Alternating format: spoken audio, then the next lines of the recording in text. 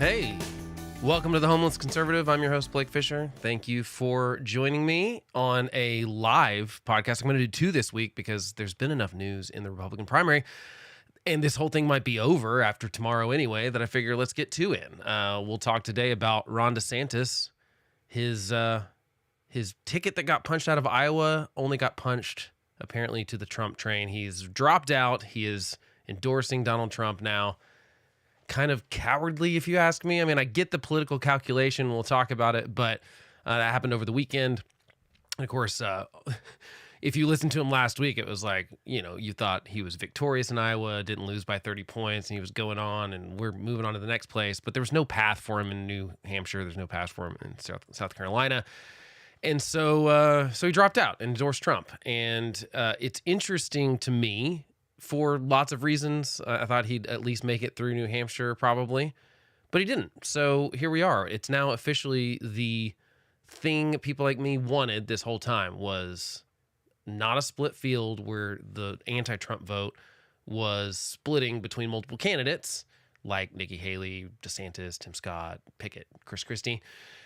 We've consolidated. Now there's only one non-Trump alternative. It's Nikki Haley and Trump. The difference is, from 2016, Trump has the majority now. He doesn't have just a plurality. He doesn't have like 30 or 40% of the vote. He has 50 or 60%.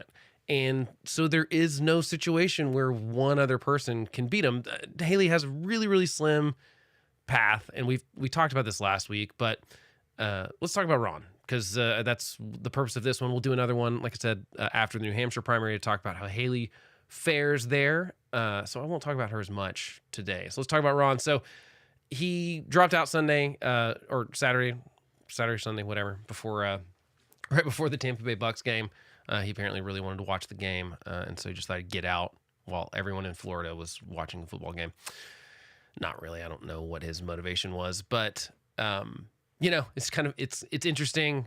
He's got a pack called Never Back Down, but he made it through exactly one primary and one caucus. So not great. I mean, I never thought he would do great.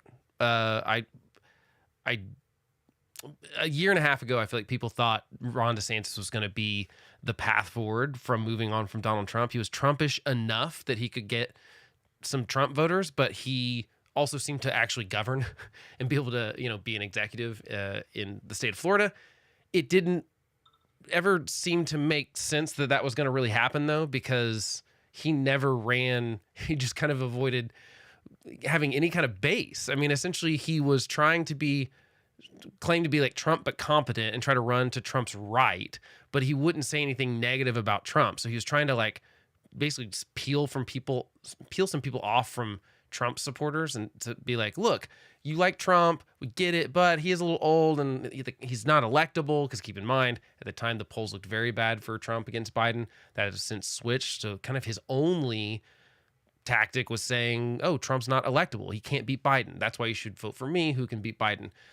That kind of starts flipping once those indictments come and Trump really solidifies the Republican base support.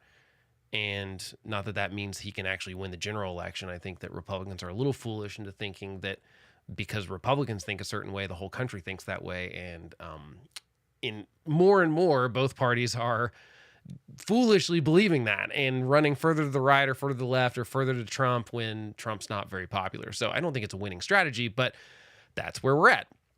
And so, this is where we're at. And so he drops out. He endorses Trump. He kind of takes a couple more digs at Nikki Haley in the process by saying we can't go to someone like her. I think I don't believe he really believes this. I really think that what really bothers me the most about people dropping out and then endorsing Trump is that they say all these things, sometimes on the record, sometimes off the record, privately, whatever, where they think he's a disaster and an idiot, and everyone wants him to just go away, but no one wants to be the person that says that.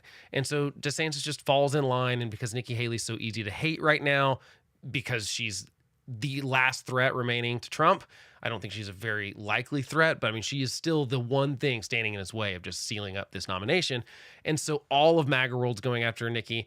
And it's interesting to me because I go, okay, if you think Trump is a bad idea for 2024, if you think that whether it's because he is so vilified by the left and the left won't let him win. I mean, that's the narrative from MAGA crowd, right? And is that they don't think that the deep state will let Trump win. And so therefore they're like, so we have to nominate Trump, which doesn't make really any sense at all. You're saying, well, there's this nefarious group of people that are controlling the government and they won't let Trump win. I guess it was an accident in 2016 that he won. And these are the people that believe the stolen election narrative and all the nonsense, right? So if you think that's going to happen again, why nominate the guy? It doesn't, like I said, it makes no sense. But anyway, so all the cannons are pointed at Nikki Haley right now, and Ron DeSantis is choosing to do that too. I think it shows that really there's just no conviction. I'm personally not going to be able to probably forgive anyone that like full-throated endorses Donald Trump this round. I think that there's so much we know. It's not the same. I didn't like him in 2016. It's fine if you did. If you voted for him in 2016, I get why someone would do that. I even get the vote for him in 2020 to some degree, although I thought it made less sense than 2016. But now you're in a 2024 situation where there was an open primary. It wasn't a binary choice. You could choose someone else. I think Ron DeSantis would have been a good choice. I think Nikki Haley would be a good choice. I think Tim Scott or Chris Christie, really anyone else that was in the field would be a better president and have a better shot at beating Biden in November, by the way, than Trump does. And yet we've chosen Trump. So if you choose Trump at this point, I am kind of like done with you in a way, because not like personally, it's just that I know that you can't be convinced, and you have to learn the hard way that you keep choosing someone that loses or causes problems or kind of destroys the Republican Party. That's going to be on you, not on me. So, and I don't think very likely that anyone who would be listening to me feels that way about Donald Trump. Probably. Maybe I'm wrong, but most people are turned off by my general distaste for him and move on, and that's fine. So anyway, that's where we're heading now, and I think that the Ron DeSantis kind of full-throated endorsement of Donald Trump is just politically calculating. This is just someone looking forward to a 2028 run, because no matter what, whoever wins, Biden or Trump, if it is Biden or Trump, neither one of them can serve more than one term, because it'll be their second term, unless Trump just tries to steal it again in 2028. But that's not legal. But so, Ron DeSantis, Nikki Haley, Tim Scott, all these people are looking at 2028 now, is what they're looking forward to. I don't know what the dynamics are going to be in 2028. Obviously, I don't even know what's going to happen in 2024. But I think it's foolish to think that Trump's just going to disappear and not continue to be an influence on politics. So, in Ron's closing speech where he suspends his campaign, he misquotes Churchill, of course, because it's Mark Twain and Winston Churchill we attribute every quote to. Doesn't matter. And so he said this quote: "Success is not final, failure is not fatal. It is the courage to continue that counts." Of course, something that Winston Churchill never said, and you can do a quick Google search. So he's getting hammered for that too, just kind of like his campaign was such a mess. And that's a perfect example of like someone put that line in there, whether it was him or someone else, and no one bothered to check if it was really Winston Churchill. Like a quick search to be like, is this, especially when everyone misattributes quotes to specifically Winston Churchill and Mark Twain. So just like look it up, figure out who said it. It was actually from like a Budweiser ad in the 1930s. I don't know. Anyway, this is the same way his campaign started. He did an audio announcement on Twitter, and it had technical problems. And like, why, when you're running for president in the 21st century and video is important, would you do an audio only format? It kind of spoke to his online.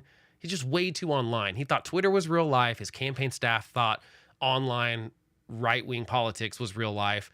And it turned out it wasn't. And really, it was just a very bad campaign. He had tons of money. I think we're going to learn a lot in the next few months about how really, really poorly the campaign was ran.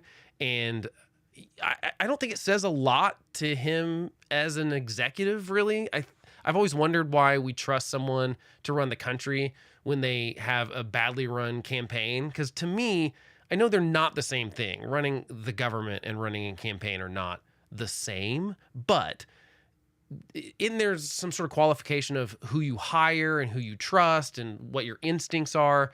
And it seems like every one of Ron DeSantis's were bad. It seems like his PAC was a big mess. I know they don't coordinate with PACs. If you don't know how that works, it's that super PACs, which are these gigantic money funnels. They can get unlimited donations, but they can't coordinate with campaigns, so they can't officially coordinate with each other. I'm sure there's all sorts of backroom stuff that goes on, but his PAC was a mess. Towards the end of it, his main campaign basically kind of ran out of money, so they were having to rely on the PAC to do all this stuff, and there were communication problems, and the PAC would do stuff that he didn't like, and vice versa. It just seemed like chaos. And I know most people don't pay attention to it, and you don't pay a lot of attention to. I don't pay that much attention. There's a few people I read that are smart about like actually knowing about the minutia of campaigns, and the whole time it just seems like his was pretty badly ran. And so it's just kind of fitting that he starts the campaign with, not even starts the campaign, go back a little bit further, because he didn't announce until last spring. There are some weird things where the state of Florida says you can't be running for president and hold office at the same time. And so the state legislator in Florida had to change that law so that he could run for president and continue to be governor of Florida, because he only won re-election last year. And so, this is one of those things where he not last year, the year before, right? 2022. Gosh, I'm losing. Yeah, 2022. Fall of 2022 is when he won re-election. He won by 19 points in re-election in Florida. So everyone was talking about he's going to be the person that takes the Republican Party over for Trump. And I think he could have done that if he would have started early. But basically what happened is that he comes out and doesn't really announce he's running for president, but he's like traveling to Iowa and these places. And it's very clear that he's going to run for president.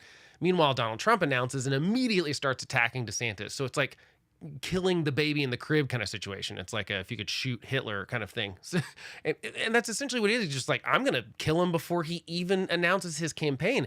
And it kind of worked. He called him DeSanctimonious and came up with all these nicknames.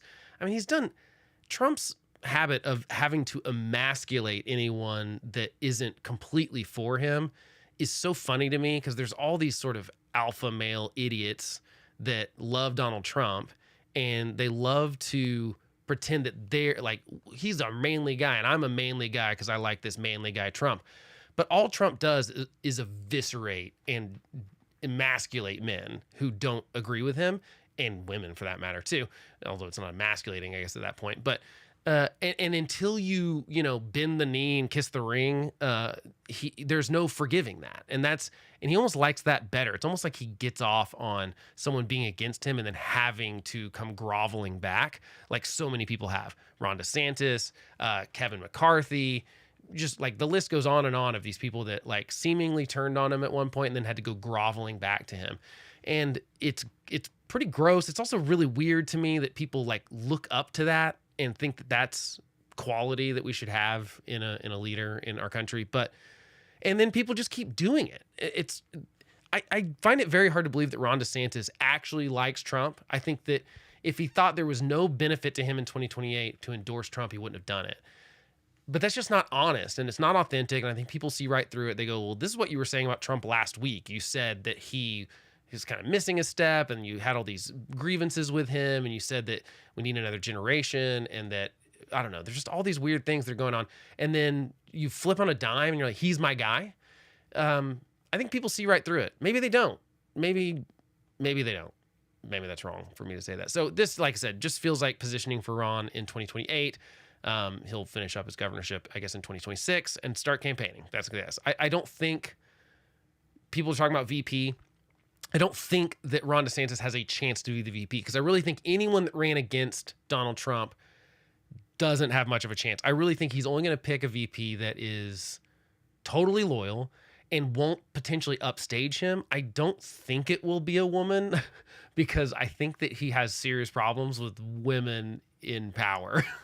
And I think that it's kind of obvious to see that. And so I don't think it'll be a woman. I could be wrong about that. It could be, there's a couple of women that could potentially be it, but I don't think he wants someone potentially upstaging him. So it needs to be someone less bombastic. It needs to be someone more like chill. So I don't think it would be Ron DeSantis, because he's a little too much like Trump. He's taken a little too much out of the playbook of Trump running Florida, and when he was specifically running for governor of Florida a few years ago. And so I just don't think that he, and I don't think Trump would like to give anyone the stepping stone to be president next. I just don't think that's what he wants to do. I could see something like Tim Scott, who also came out and endorsed him, and Tim Scott, who I love, who I am deeply disappointed in for coming out and endorsing Trump. But what are you going to do? I could see someone like him because he's more he's a nice guy, and he's not going to go out there and be a blowhard like Trump is, and steal Trump's limelight. And I think so. I don't think it'll be Trump. I don't think it'll be DeSantis. I also don't. There's a complication thing. Some people think that you can't run a ticket with president and vice president from the same state. There's nothing in the Constitution that says you can't do that, but generally it's not done because, again, let's get into some nerdy stuff real quick. So voters don't really elect the president. The Electoral College elects the president, and they actually used to elect them separately, the president and vice president. So they would have a vote for president and vote for vice president, and that's how sometimes you got these weird situations where you had one party winning presidency and one winning the vice presidency. It's this whole complicated thing that's happened in the past. But now that they run together, it doesn't happen as much. But there is a rule that says, the electorates from a state cannot choose the president and vice president from their same state, both of them. And so if you had something like a DeSantis and Trump ticket, the electors in Florida, which has a lot of votes in the Electoral College, would not be able to vote for both of them. So they could vote for Trump, but not DeSantis if he was the VP, because they can't vote for two Floridians in the state of Florida. Well, when we're talking about really, the margin of victory was not very big in 2016 or 2020 for Trump in 2016 or Biden in 2020. Florida's votes would absolutely matter in a VP situation, which would get sent to the Senate. And right now, Democrats control the Senate, although it would be the new senators that were elected in November. So depending if Republicans took that back, who would choose who the VP is. So it's not very likely that someone would, in a potentially close election, even mess with that. So unless Trump changes his residency to New York, then you're not going to see a DeSantis ticket, even just for that little carve out of, that's why you generally don't have two people from the same state running. Dick Cheney and George W. Bush would be good examples, as Cheney lived in Texas technically, but he changed his voting. He changed his voting to Wyoming, right? Where he's from, where he served. And so anyway, that's how they avoided that in 2000, because it would have made a difference in 2000 with how the election went. So that's a little bit about the VP weirdness. And that's why most people don't talk about DeSantis being in the VP running, because of the Florida thing. And honestly, it's just not something that's come up, and I don't think it's very likely. So DeSantis definitely is looking forward to 2028. That's what he's looking forward to. So let's talk about what went wrong. I mean, we did that a little bit, but I think basically everything went wrong with Ron DeSantis' campaign. So he was popular in COVID. That's really when he got put on the map. And some of that was conservative media talking about him, because he was this governor that was kind of our mascot for fighting some of the ridiculous COVID restrictions that were happening in sometimes blue states and sometimes from a national level, and kind of pushing back on some of the stuff. Because really, I think Ron DeSantis did a great job at the response to COVID. He, in a state that has a lot of old people, you may have heard that a lot of people like to go to retire in Florida.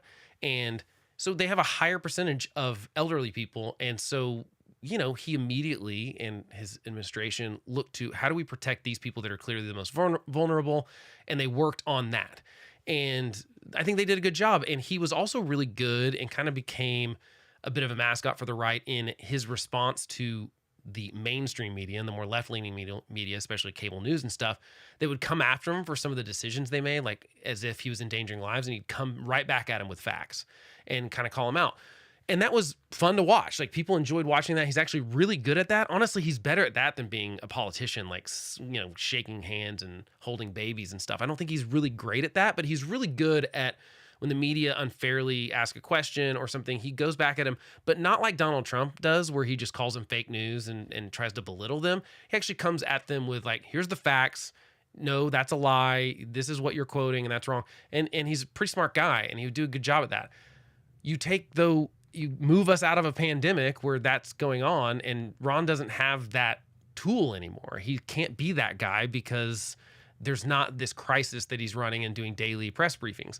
The second problem with that is that for some reason, at some point, he decided we're only going to talk to right-wing media because we're talking to conservatives. That's who we need to talk to win in the primary, and just totally rejected interviews, talks, anything with any other media organizations.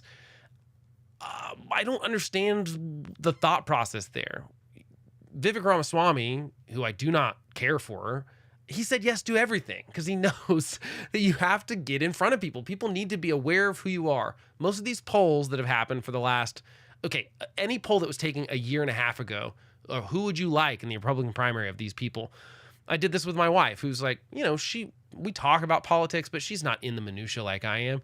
And I was like, do you know who Tim Scott is? Do you know who Asa Hutchinson is? Do you know who Nikki Haley is? And like basically everyone but Trump and Ron DeSantis, she'd never heard of. Or there were a couple of people where she was like, I've heard that name, but I have no idea who it is. She wouldn't have been able to point to a picture of the person.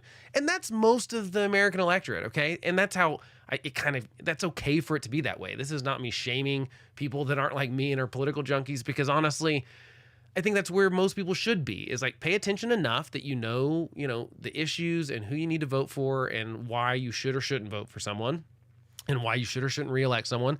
But you don't need to know everyone that's running everything. You don't need to know every senator if they're not your senator. There's no need to know all of that stuff. That's where most people are. So a year and a half ago, he was getting the name recognition because of the press he was getting on not friendly networks like MSNBC and CNN, because people saw him as a fighter, and people want a fighter to fight back against the illiberalism of the left sometimes. And I think Ron DeSantis was a good avatar for that.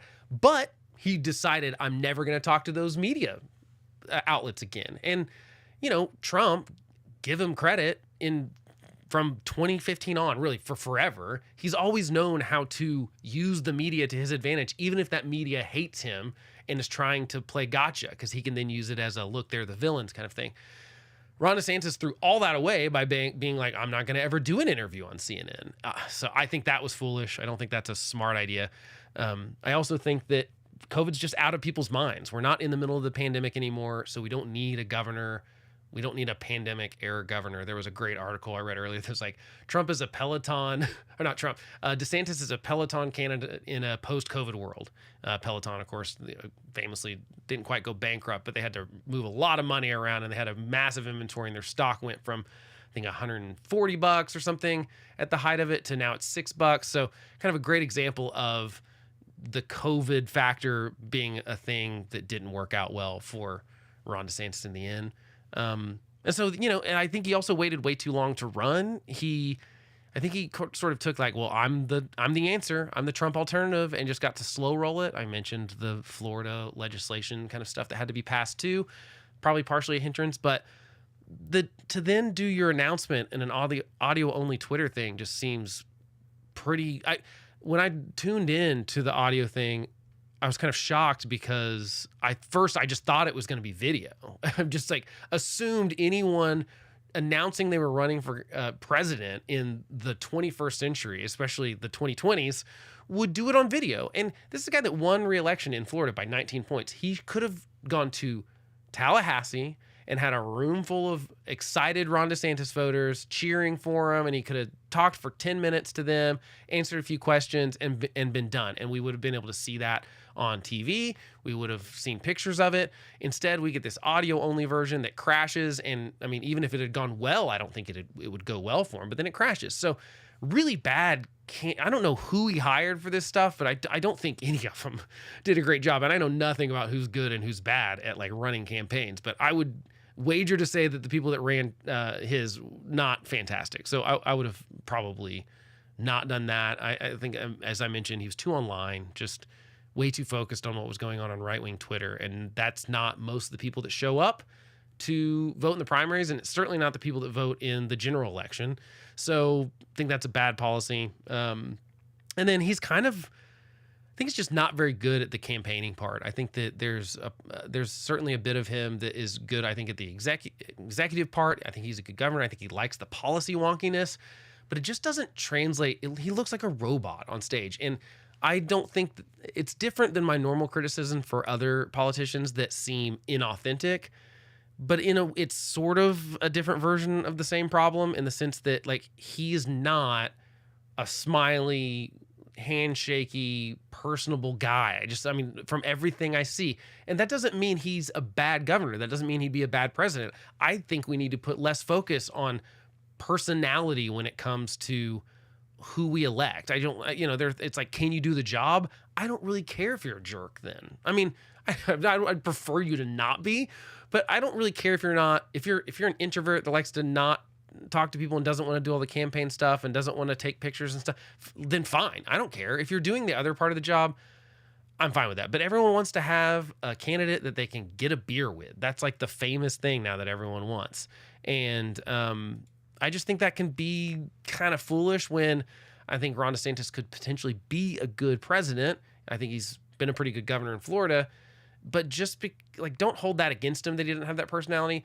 But I wish he'd quit trying to fake that he has that personality. I just don't think it works. I think people see through it, and there's something about it they don't trust. And so there's no attraction there. So I also think he trying to go to the right of Trump was probably... I just don't think it worked because the Republican Party, clearly, the base does not care about policy anymore.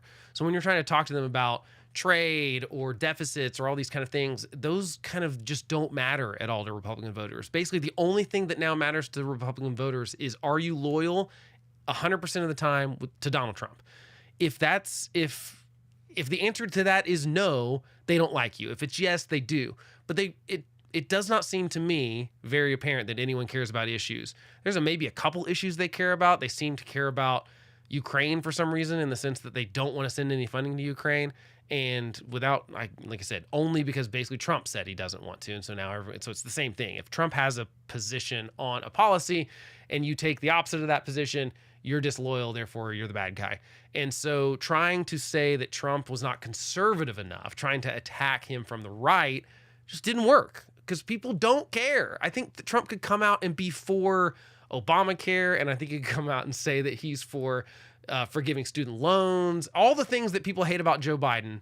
And if Trump did them tomorrow, Republicans would all rally around it and be like, yeah, we agree. We actually think that he's right about this. It's absolutely asinine. So trying to go policy wonk, as much as I wish more people paid attention to that stuff, didn't really matter. And so just kind of a moot thing. I don't think it was like a bad move. It just, I don't think anyone knew how badly the Republican field, like the Republican base, had moved to not caring about policies or positions or principles or anything like that. Just doesn't seem like something we care about anymore.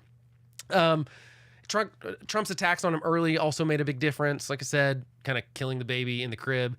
That seemed to work really well because he really never got traction. He basically, the highest DeSantis ever polled was before he announced, and it's just gone down and down and down, basically. And that's not a good sign. And Trump knew what he was doing. I've read quite a bit. Trump may be more of a lunatic than he ever has been, but this campaign is actually better ran than his last two for sure. As far as they know what they're doing, he's got, good people that he's hired that are good at their jobs, and they're doing what they're supposed to do. And that's why we are probably going to be 2 states into this thing and it's going to be over unless Nikki Haley pulls an absolute rabbit out of her hat and wins in New Hampshire this week, which I don't think is very likely, but, I guess could happen. But, that's as good of a campaign as you could possibly have, is to have it wrapped up in 2 states before Super Tuesday even shows up. And that's what Trump's probably going to have unless something crazy happens, which crazy things have happened and can happen, but not very likely, probably, right? And I think the other thing that Ron did not have going for him is people are not interested in his Trump but competent sort of thing, sort of Trump, diet Trump. It's like, hey, I'm Trumpy, I fight, blah, blah, blah. I think people don't care about the things that even Trump has personality-wise going for him. He's a fighter, blah, blah, blah.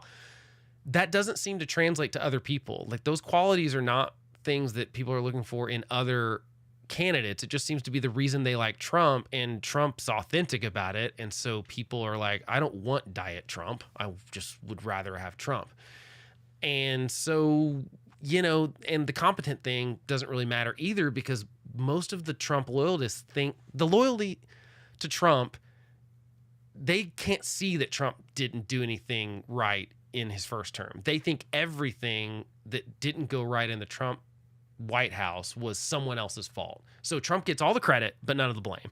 And so you can't try to grab his supporters. You can't steal his supporters by saying, oh, well, Trump didn't do this, or he did this badly, or blah, blah, blah, because it's all moot. They don't believe any of that stuff. So that Ron DeSantis thought he could peel away from some Trump voters and by saying, hey, look, you wanted a wall, but he didn't finish the wall. They don't think Trump not finishing the wall was Trump's fault. They think it was somehow Democrats' fault.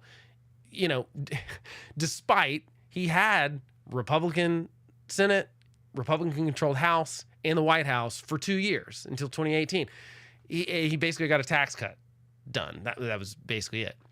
Not that there weren't some other things, but the point is he could have gotten more done, but people think it's always so.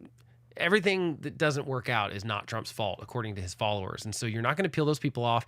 And then Ron DeSantis just decided he's not going to go after the people that were either kind of ready to move on from Trump or anti-Trump. He just decided those aren't people I need to worry about, because if I try to cater to them, I'll have to say things that piss Donald Trump and his base off. And for some reason, he thought it was better to go after those people than the larger group of people, at least earlier on, a year ago, maybe a year and a half ago, that were more pliable, I would say. Not everyone's like me, where they didn't like Trump the whole time. There are quite a few people that voted for him in 2016 and 2020 that when polled are basically like, yeah, I think it's time to move on from him. I don't like his, or January 6th was a big catalyst for this. A lot of people kind of went, that's, I'm done. Like, people do not like January 6th. I know that Republicans and Donald Trump and all of his sycophants are trying to memory hole it and trying to pretend that January 6th people are hostages or something. This is insane to me when we have actual hostages in Gaza being held by Hamas. You know, one of them just turned 1 year old. So there's a 1 year old baby that's an actual hostage in Gaza right now. And Trump is trying to pretend that these people that were criminally convicted in court of federal crimes, you know, like rioting and destruction of the Capitol and insurrection and things, they're hostages. It's ridiculous. It's absolutely, it's infuriating to me. But most people are not the memory hole people. Most people go, yeah, January 6th was bad. We don't want that to happen again. And most people do put some blame on Donald Trump for that, at least his inaction in stopping it. And it's not a winner of something. And it's going to get brought up by Biden and Democrats for the next 9 months. Okay. They're going to talk about it all the time because it's a winner as far as it's a ding for Trump. And so we're going to hear a lot about that. And it's interesting to me that DeSantis decided, I just don't need to court any of the people that are skeptical of another Trump run and think that maybe we shouldn't have an octogenarian in the White House, either Biden or Trump, and just decided those people he didn't need to go after. I think that was probably foolish, right? And then, I've also read some people that thought, well, maybe he should just wait till 2028, just avoid the 2024 race altogether, since, it looked like it was probably going to be, more than likely going to be Trump steamrolling everyone. And I don't think that's the right move either. I mean, there's a relevancy thing here. You could look back at Barack Obama, who, if you remember, in 2006, when he starts running, he's been a senator for 2 years. He has almost no experience. And some people thought he was too green, but, there are some benefits to getting in there early. You have less of a record they have to run on. And some of Ron's record has been coming back to bite him, because he ran, and when he originally was in Congress, he was a Tea Party Republican. So he's like, limited government, we need to spend less. He's attacking the deficit. He was for Social Security and entitlement reform because he could see the writing on the wall that this is going to be a problem. And he's switched on all of that stuff because that's no longer popular with the Republican base. And there's going to be a bit of that with politicians no matter what. They're always going to move where people are going. But that's not what we need from leaders. We need people that are willing to tell us the hard truths and try be an actual leader. You're not a leader if you're just following where everyone else is going. It's like, it doesn't make, that's what's happening. We're letting a very small percentage of the Republican base drive everything, even if they're uninformed or misinformed or just maybe not informed enough. I don't want to say they're dumb. They're not. I think they're just not. Some of this stuff is really complicated. Trade policy is complicated. What's going on in the Middle East is complicated. And when Donald Trump tries to boil it down to like, this is simple and I would solve it in 24 hours, he's lying. It's not even that he's lying. I mean, it's just like not possible. These are not simple. If there were simple solutions, they would have been presented by now. They're not. And I think you, as a politician, have to level with the American people and say, look, this is complicated. And if we want to, rein in the debt and the deficit, we've got to stop spending so much. And that means some things are going to have to get cut. We can have a discussion of what those things are. So Ron DeSantis used to be this guy. And I feel like he's kind of switching back to like, just got to say what Trump says and got to do what Trump says and got to give the people what they desire, which is just, easily digestible sound bites is essentially what people want. And that's what they're going to get. And so didn't really work out. So, I mean, do I think DeSantis have a chance of any kind of Trump administration stuff? Probably, yes. I think that he could be some sort of cabinet position or a secretary or something. But I also don't know. I mean, I think that Trump wants people's loyalty, but I think he only rewards the truly like always loyal people. So I don't think there's much of a chance of people like Ron DeSantis, who ran against him and said some bad things about Trump. I don't think there's a lot of chance to get back into Trump's orbit. I think that he can make nice and endorse Trump. Trump can say something nice back. And so in 2028, he doesn't have that albatross around his neck when Trump still has outsized influence on the Republican Party. But I don't see Trump like cozying up to him, asking him to be his VP or, secretary, I don't know, whatever, of agriculture. What the heck would DeSantis do anyway? So, and he's probably better off staying in Florida and riding that out. I don't know what he would do in the 2 years between 2026 and 2028, but good luck to him. I really don't. I think it could have been good, but he at certain points was everyone's favorite for being the Trump alternative, just never quite solidified. So it's on to New Hampshire tomorrow, which is really just, I mean, even though other people are on the ballot still, because you can't remove the people that have dropped out. There was a ballot deadline a while back. So right now the polls look like it's like 50-something% Trump and let's look, 52% Trump. And there's different polls, but it looks like Haley's behind by double digits if the most recent polls are to be believed, but there's like a 14 to 20 point that doesn't pick either one of them. I don't know if that means they're undecided or if that means they're voting for someone else that's already dropped out of the race, but Haley would have to get a ton of votes from independents tomorrow to win, which some people are poo-pooing on. I see all these Republicans talk about how, well, if Haley wins New Hampshire, it's just because Democrats and independents like her. Well, not Democrats so much. It's an open primary where independents can vote in either the Republican or the Democrat primary. But keep in mind this about Democratic primary, Joe Biden's not even on the ballot in New Hampshire because of some DNC weirdness. And so they're kind of, DNC is basically skipping New Hampshire sort of, but there's still a primary there. So Biden's hoping that people write in his name and he wins. It doesn't really probably matter because it's the only state like that.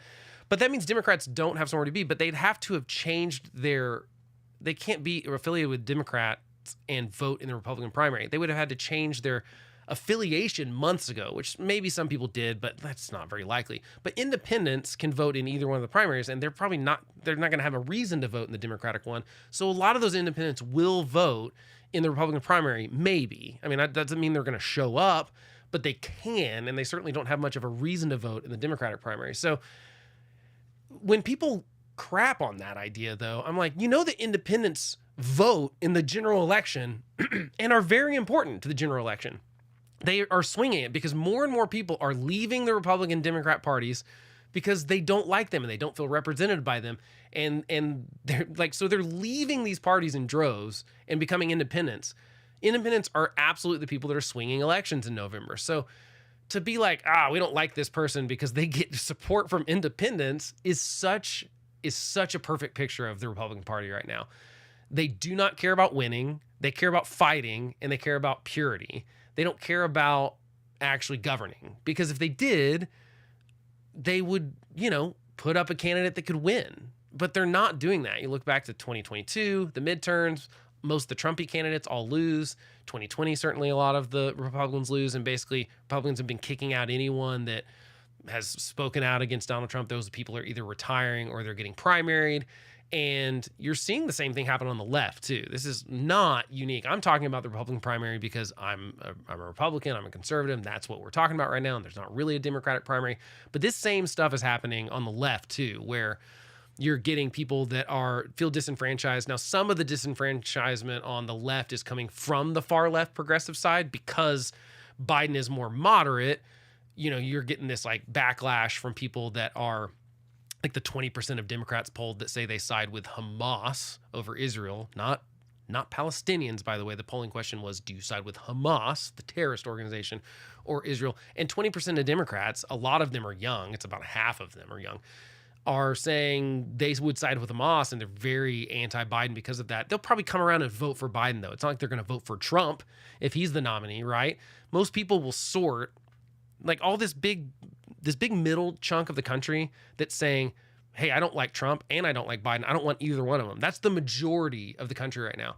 Most of those people, even if they say they're independents, they lean one way or another. They are either basically pretty solidly Democrats or pretty solidly Republicans that just happen to go like, I feel like it's a protest thing where people are now going, oh, I'm an independent, as if that like gives you like some sort of credibility as a free thinking person, because like you're registered as an independent. Just because you're not registered with one of the parties, it's like, oh, I'm independent, I think independently, but get all your news from TikTok and whatever. So I mean, it's kind of a funny thing, but most of those people just sort back to whatever they're kind of they're probably more conservative or liberal. There's not a lot of people that are really truly down the middle, or like, well, on this issue I'm conservative, and this issue I'm more liberal. It's really more so that they're just like tired of the parties and they want to kind of punish the parties. But when push comes to shove and you've got a choice between Biden and Trump, if you think Trump's a danger to the democracy, you're gonna like go, well, yeah, Biden's old, or he's not progressive enough for me, but I'd rather, lesser of two evils thing. And the right is going to do the same thing. There's going to be all sorts of people, and it's already been happening. It's starting to happen, where people are going to excuse Trump and say, well, he's not perfect, and I wish he didn't tweet, but he's better than Biden. And so people are going to sort into those two camps. I do think there's enough people potentially this time that are actually tired of this rematch because they didn't like it in 2020, and they might have stayed home or voted for a third party. I think you'll see a third party emerge. Will it be a viable ticket? I don't know. Will it be enough to disrupt it? Potentially. The last time we had a major third party candidate was 1992 with George W. Bush, and it certainly lost. It lost George W. Bush the election against Bill Clinton because enough of the right split, and some of them, it was like 20% of them went to Ross Perot, who didn't win a state, but stole enough votes from George H.W. Bush. I said George W. a couple times, but the elder Bush 41. And certainly that probably tipped it to Bill Clinton. So you're going to hear this for the next 9 months, that a vote for a third party is a vote for blah, blah, blah. No. Look, a vote for a third party is a vote for a third party. And I think we should send a signal. If you really don't like Trump or Biden, don't hold your nose. I would say if there's a better option, vote for that option. Now, we're not there yet, but I do wonder how the rest of this campaign is going to go, and what we're going to see, and if anything's going to shake out. But that's where we're at right now. So we'll get you a second podcast this week in case you're just dying for stuff. But I feel like it might be the last thing we talk about in this primary, because if Haley doesn't win New Hampshire, I think it's over, and I don't think there will be much to cover on Super Tuesday and such. So we'll see what happens. But for now, sayonara to Ron DeSantis. Thanks for trying, I guess, but would have liked to see a better effort from what everyone thought was the best case for Trump. So my bet from like a year ago is only partially right. I said a long time ago I did not think Ron DeSantis would be the nominee. I also thought Trump wouldn't be the nominee because I really thought there would be someone else that came in here. But so call me wrong about Trump, probably, and at least right about DeSantis. So we'll call that a 50-50. And and say I was partially right. That's better than some of my political predictions. So I try not to make too many these days, because I've just been so wrong over the years when I think that, the people surely won't vote for that. And then they do. So I'm constantly proved wrong. We'll see if that continues to be the case. Thanks for joining me today on this episode. If you like the content, please like, follow, share, all that fun stuff. But the last thing especially, share. Because if you know someone else that maybe feels similarly, thinks that we're screwed, that they don't really like any of these candidates, send them my way, because we'd probably get along and they might like it. And so have them come this way. I'd love to chat with y'all. Hit me up on Instagram, YouTube, all the fun stuff. And I'll talk to you later this week. I'm going to have my buddy Chris on, and we're going to talk the New Hampshire primary. If there's anything interesting to talk about, that is. If not, we'll just resort to talking about music like we normally do. All right. Talk to y'all later.